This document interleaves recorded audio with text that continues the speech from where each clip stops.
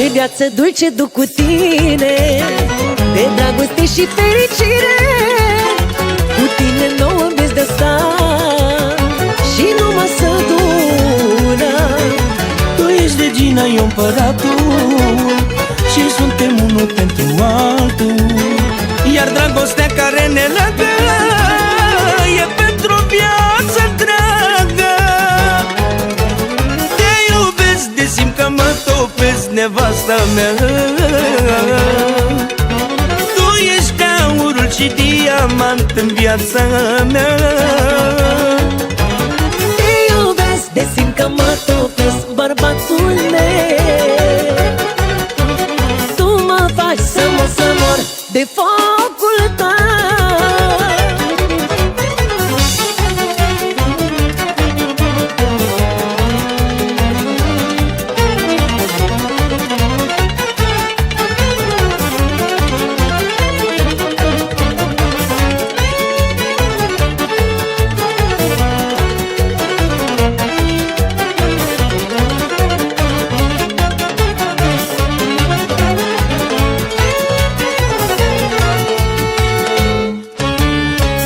Ești destinul meu, bărbate, omul meu plin de bunătate.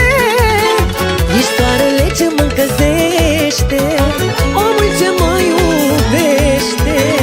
Tu ești nevasta mea frumoasă, norocul ce îl am în casă. Ai fost de Dumnezeu trimisă să te fac fericită. Te iubesc de simt că mă topesc, nevasta mea. Tu ești ca aurul și diamant în viața mea. Te iubesc de simt că mă topesc, bărbatul meu. Tu mă faci să mor de focul tău.